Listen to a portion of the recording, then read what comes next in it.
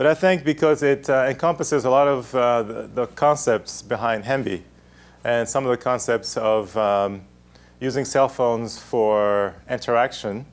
Interaction is sort of a different term. So we're mostly accustomed in research and even in other fields, we're accustomed to monitoring. So we monitor. So we have a subject, we look at the subject, and we try to understand things from the subject. Now you have in science, many people would open their brains, many researchers would open their brains, they would poke certain places, or they would freeze certain places, and then see how the bird behaves. And this is a little bit more interactive, although it has ethical issues attached with it, but a little bit more interactive. So this talk is about acoustic interactions. And I think at least the project that I'll present has a lot of the elements that I think bring us together here. And I'd like to see how we can discuss this further than just this presentation. So I'll talk about acoustic interactions.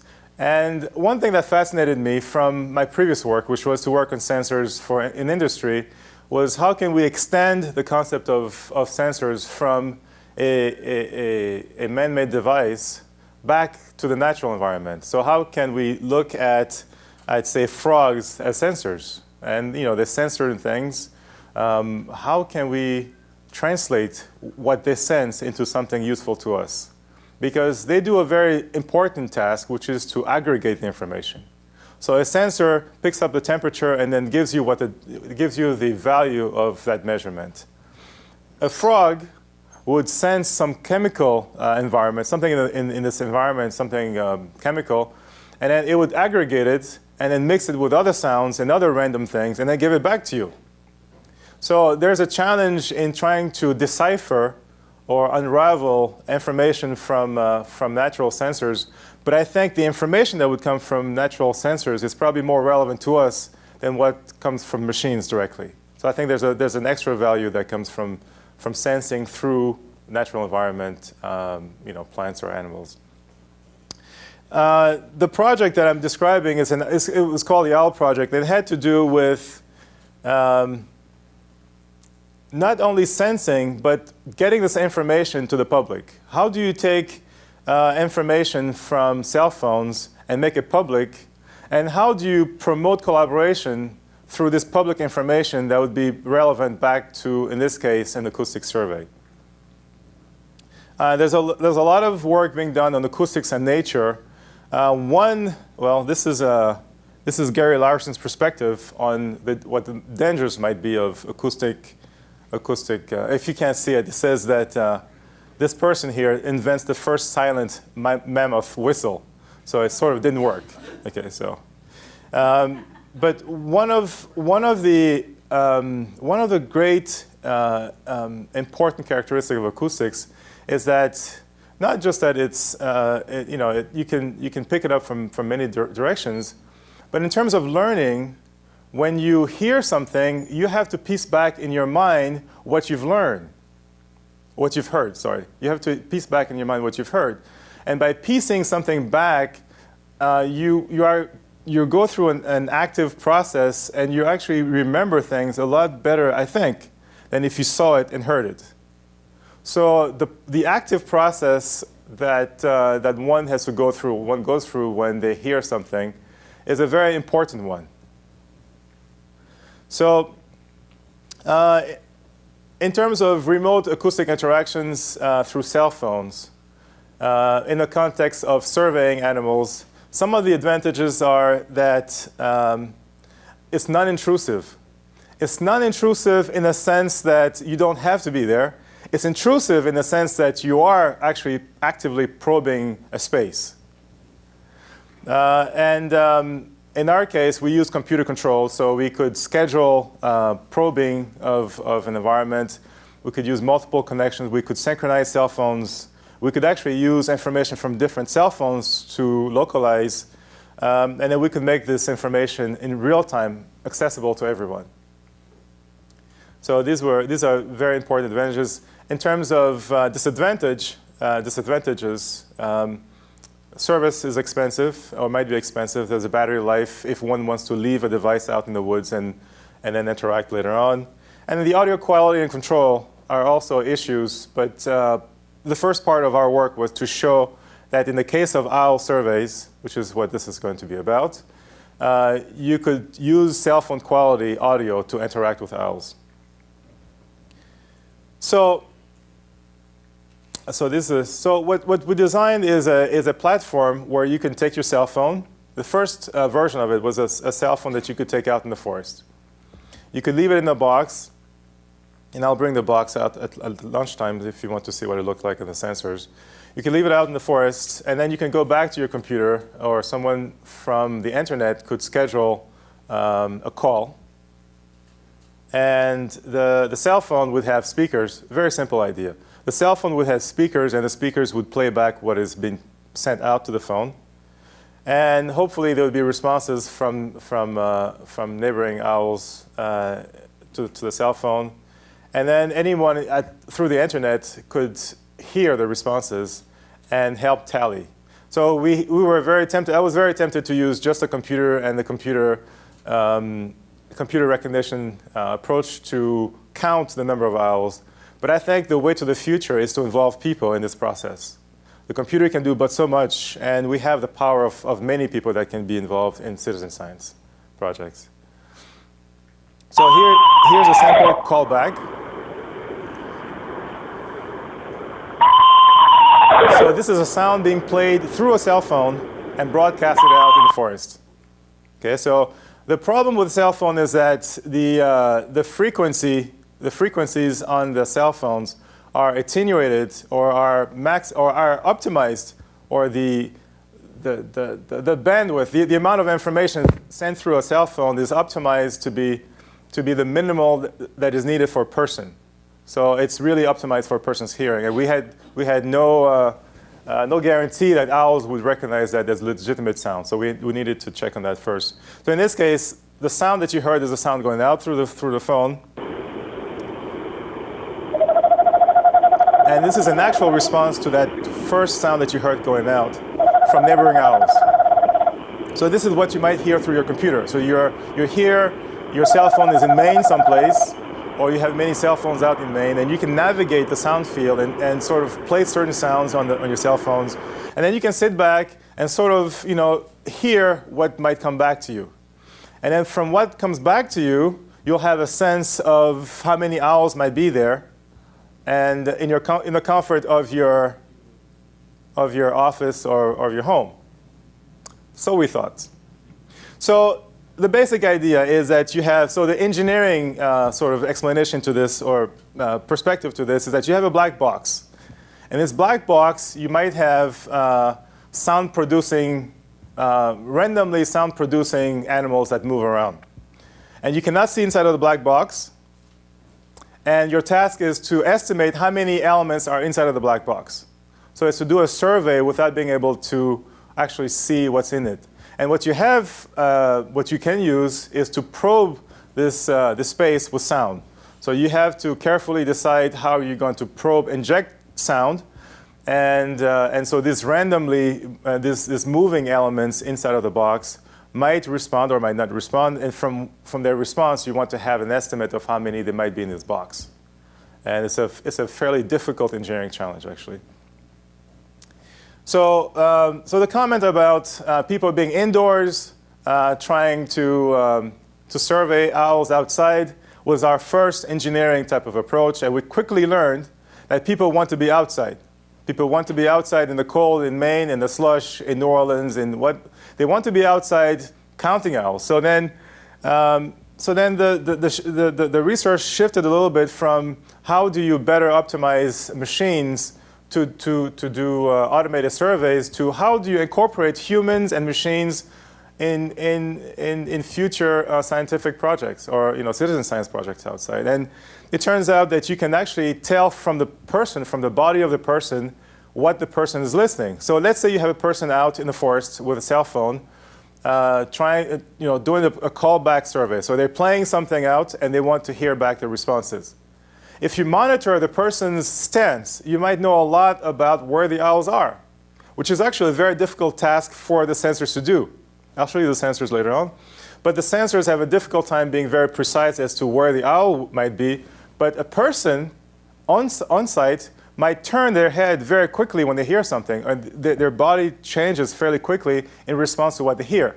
So how do you put the person's reaction and the sensor's information to make it a more accurate or a better count? So here is an owl that actually came to a call. So this is a footage of an owl that was called through the cell phone and came close enough to be videotaped. And I'm not sure what happened in this owl's mind, but he was very comfortable being, maybe he was a friend of ours, but it was a very, very comfortable owl being videotaped with a flashlight. So the OWL project was supported by the NSF. The first step of which was to first to determine whether or not owls would respond to cell quality calls. And the second part was to determine how we could make this more into a citizen science project, or rethink how scientists and biologists conduct acoustic surveys. So the infrastructure is one that you probably know fairly well now, or before. So we have a mobile platform, and there's a server someplace here at the Media Lab, and then there's websites. And the mobile platform was a cell phone. Actually, we had received about 80 high-quality cell phones from Nokia, very expensive cell phones, actually, to leave out in the forest. So the cell phone connects to a sensor, or a cluster of sensor, and the sensor is an acoustic sensor which not only picks up sound, but picks out the direction of the sound. And the reason for the direction is that a person behind the internet would like to know where the sound comes from to be able to differentiate two owls. So it's very important to know the direction so you can say, this owl is different than that owl from the sound that you hear. So that's the sensor. And then on the server side, we have a repository with a database that people can access. We shied away a little bit from the automated recognition because I think that's technology that we can do. But I think what's a little bit more interesting is how do people participate in counting the number of owls through a website. Not necessarily a tagging game, but how are ways that people can listen, can move themselves, and they can tag, and then we can sort of put the information together. So that was the audio repository. We have a lot of interfaces. And then the core of the work was on the voice over IP. The computer should be able to call. The computer should be able to synchronize all the calls. The computer should be able to tell when the sounds come in and synchronize them so we can have a better sense of spatial distribution. And then on the website, let's see. On the website also, there was a page for a scheduler where people could schedule and say, at such and such time, I want my phone, which is at this location, to play this particular song for this number of minutes, or this number of seconds, rather, and then record from so many minutes. Or, as in the experiments that we did in Connecticut, we had one phone play a particular owl sound, and then we had 6 or 7 phone record, listen to the incoming, to potential incoming vocalizations. Within the phone, we wrote an application to use GPS. So it was a fairly sophisticated endeavor. But the reason for the GPS, for the time was very important. We needed to synchronize time so that we could do a better directionality. The GPS works, but we weren't so happy with the GPS at the time with the phones, on the phones. So this was the acoustic sensor that we used. It's a four microphone cluster, and the microphones are 4 inches apart. So if you know anything about acoustics and geometry, that's a big challenge. So if you have 4 inches between microphones, and you're trying to figure out the directionality from a sound coming from far. So it has to be fairly accurate. And we did quite a bit of work on how to surmount the dimensions, the geometry, and have a fairly good fairly good sensor. And then also on the sensor, we had light, pressure, humidity, temperature, all this information where we can put the data into context. So when you look back and you hear back the sound, you can correlate the sounds perhaps with the environment in which it was taken and better infer from that. So the cell phone is a mobile device, but you can extend the idea of mobile device from a cell phone to a light computer or to actually a dedicated controller. So the idea of a mobile device is a little bit, it's a little broad. And then one of the big challenges that we found, and Dave will say more about that, is how do you package this nice technology and put it out in the forest and expect it to last for more than in 5 minutes? You know, and actually, in our case, we had to have it for a whole night or a few nights. And so we designed enclosures that would hold the sensors, many different types of them. Some as the one on the left, some on the ones on the right, which are more, which have a sense of artistic, they have an artistic component to them. But basically what you have is a phone, then you have microphones, and then you have a loudspeaker. Challenges are, how do you avoid feedback? I mean, very, very practical challenge. How do you avoid feedback? So you're broadcasting really loud at the same time that you're listening, that you're recording. So how do you avoid feedback? How do you have the best pickup?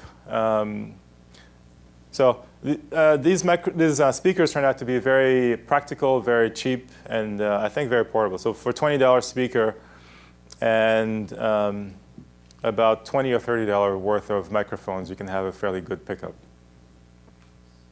So then the website, our project is still here at the Media Lab, and I would like to see how we can make this project grow or migrate it to other fields, or pass the knowledge that we've learned in that project to other projects, so we don't have to repeat the same work over and over.